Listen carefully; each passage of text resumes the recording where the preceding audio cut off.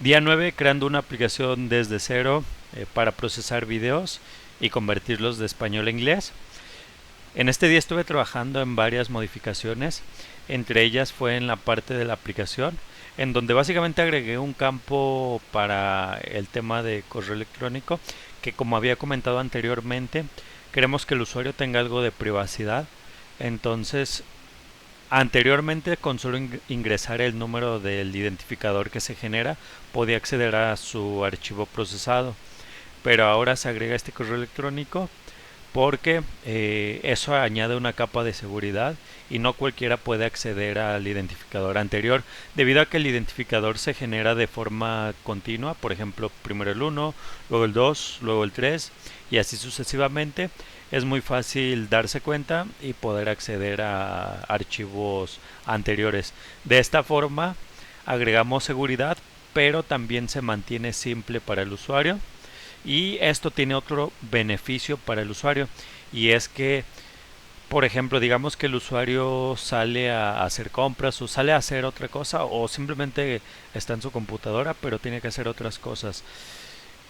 Al agregar su correo electrónico, al usuario se le puede notificar inmediatamente cuando su video se termine de procesar, y esto es bastante bueno porque ya no tiene que estar al pendiente para ver si su video ya se procesó o no, sino que simplemente al momento de que le llegue la notificación puede abrir la aplicación y ver que su video ya está procesado.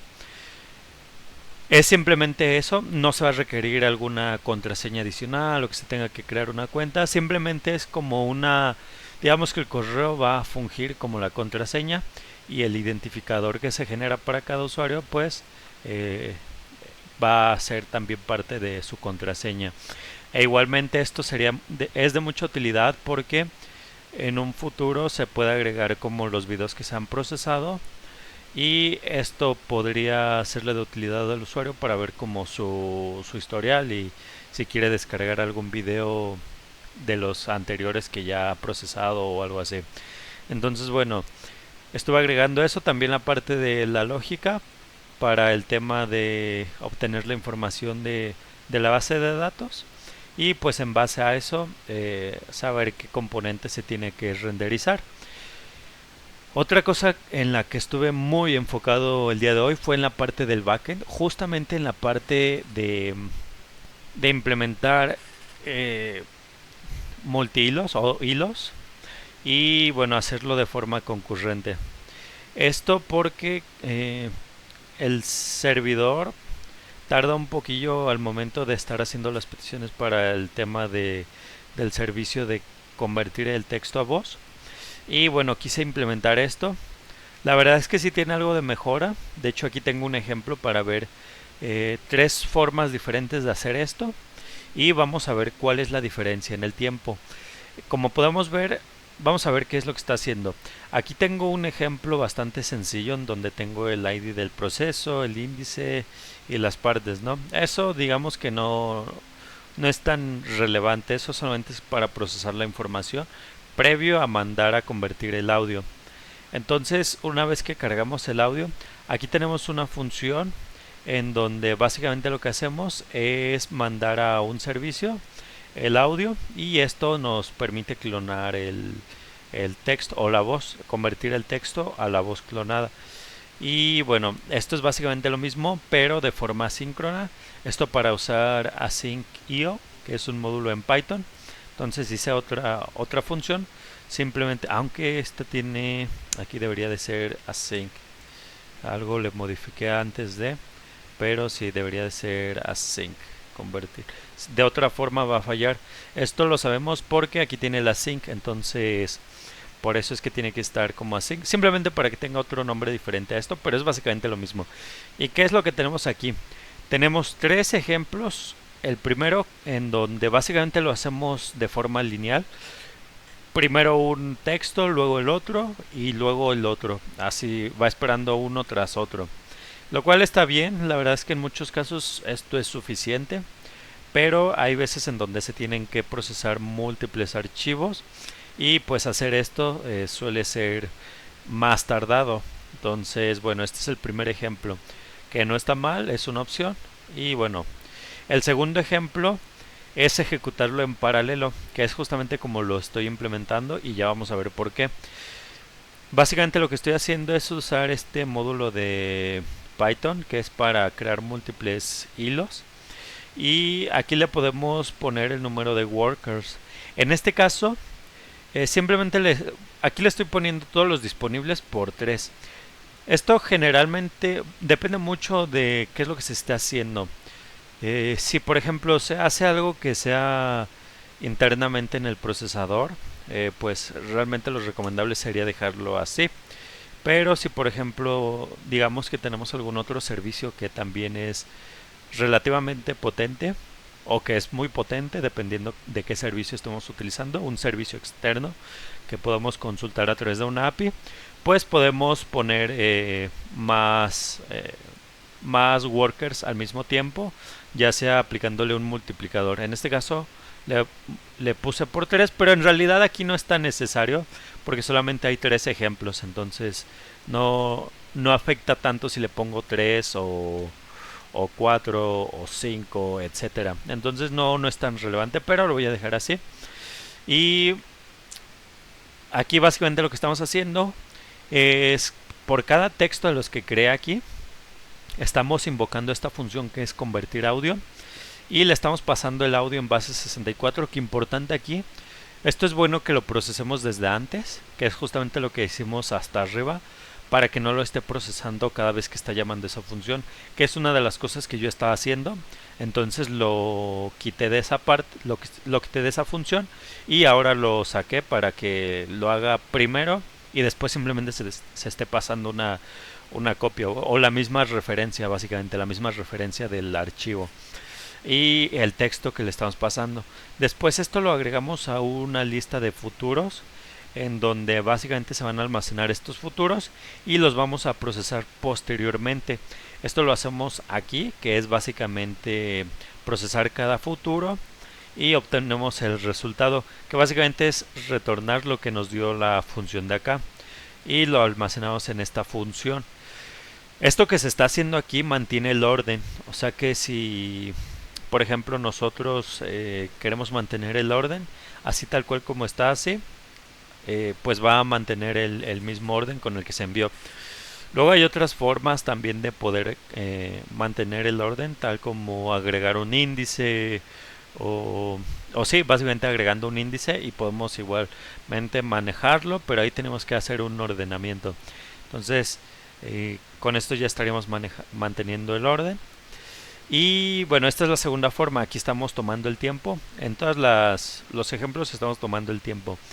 Y bueno, el tercer ejemplo es usando la librería async.io, que básicamente es muy similar, lo ejecuta en paralelo, pero usando async.io.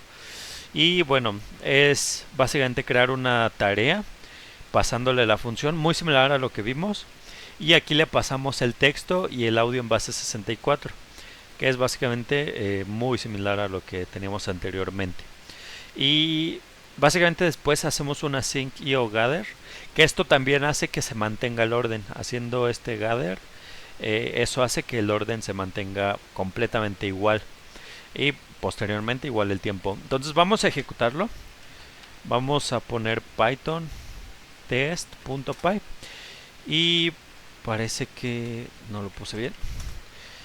Y aquí vamos a notar algo muy importante. Evidentemente, así de primeras, podemos inferir que el primer ejemplo que tenemos aquí, que es este de aquí, que es básicamente esperar uno después de que termina ese, se procesa el otro y así sucesivamente con cada ejemplo. Pues este es el más lento, ¿no? Podemos inferir eso. Después, la verdad es que aquí yo en un principio creí que no iba a haber mucha diferencia entre ejecutarlo usando async.io y ejecutándolo utilizando la librería para crear múltiples hilos. Pero la verdad es que me sorprendí porque si hay cierta diferencia, que ahorita justamente lo vamos a ver. Entonces, bueno, aquí se está ejecutando. Igual y tarda un poquito más porque estoy ejecutándolo también para procesar otro video que mientras termina Voy a poner aquí unos ejemplos de un video largo que ya estoy probando, que es básicamente en el canal de No Code que tengo, y estoy convirtiendo el video en español a inglés. Y bueno, aquí tengo tres ejemplos. Por ejemplo, vamos a ver este. Suena bastante bien, la verdad es que digo, o sea, creo que aquí va un poco más rápido que en el video original, pero suena,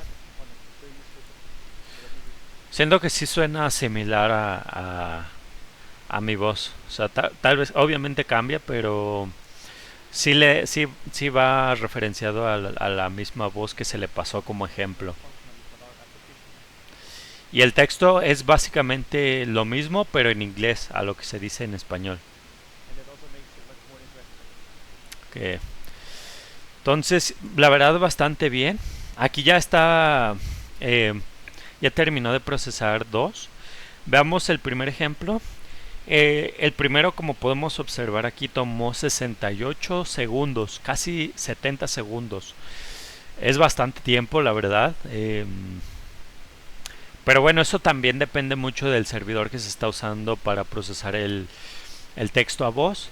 Y ahí puede ser, o sea, se puede mejorar mucho más. Entonces, pero bueno, 68 segundos para procesar tres sentencias, o sea, tres frases. Pues la verdad es que, pues ya teniendo bastantes frases, podemos hacer la multiplicación rápida y se va a tardar mucho más. E incluso estas son frases cortas, o sea, puede ser frases mucho más largas. Entonces, bueno, aquí por ejemplo, usar múltiples hilos tardó 36 segundos, o la mitad de tiempo que tardó el primer ejemplo, o casi la mitad. Y el tercer ejemplo, que es usando Asyncio, muy similar al primero, que es básicamente 64 segundos. Entonces la verdad es que podemos ver una diferencia bastante clara. Aquí, sin embargo, algo muy importante a destacar es que yo estoy probando este ejemplo, o sea, yo ya lo tengo implementado y, por ejemplo, está aquí. Básicamente, a veces pasa que el audio se duplica en el ejemplo uno y en el audio 2, en el audio uno y en el audio 2. Entonces justamente estoy investigando esa parte. No estoy muy seguro el por qué se duplica. No sé si es por algo en la parte del código. Justamente estoy debugueando esta parte. O si tiene que ver con cómo se guarda el archivo en el servidor externo. Entonces tengo que investigar más a fondo esa parte. Pero se me hizo muy raro porque yo estuve haciendo pruebas justamente aquí, no, justamente acá. Y la verdad es que muchas pruebas que hice salían perfectas, o sea, no se trababa, incluso podía mandar a procesar todo de golpe y daba el resultado en orden. Entonces me parece muy extraño que aquí sí esto funcionando bien en este archivo y en el otro archivo no. Entonces, bueno, eso es algo que tengo que ver. Y por último, quería también enseñarles esta parte de acá, que es justamente utilizando el módulo de treat. Básicamente aquí lo estoy combinando con implementar batches. O sea, por ejemplo, digamos que si yo no implemento esto de los batches, lo que sucede es que manda todo a procesar. Digamos que se manda todo al servidor externo y pues eso obviamente genera un cuello de botella en el servidor externo y no queremos eso. Entonces aquí lo que estoy haciendo es básicamente mandando en bloques de 4.